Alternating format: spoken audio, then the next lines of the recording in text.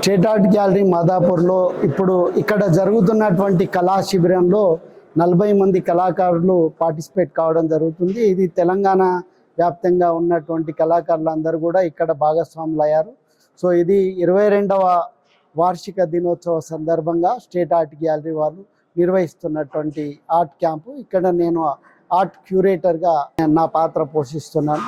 So ఇక్కడ ప్రముఖ కళాకారులు అందరూ కూడా ఇందులో పెయింటింగ్ చేస్తున్నారు. అనంతయ్య గారు, లేకపోతే సో విక్టాలు, సో ఇలాంటి అందరూ కూడా ఇక్కడ వాళ్ళ కళాకృతుల్ని వేయడం జరుగుతుంది. సో ఎన్నో సబ్జెక్టులకు సంబంధించి సో ఈ స్పందన, కళాకారుల స్పందన చూస్తుంటే చాలా ఇన్స్పైరింగ్గా ఉంది. ప్రతి ఒక్కరు కూడా అద్భుతమైనటువంటి చిత్రాలను గీస్తున్నారు.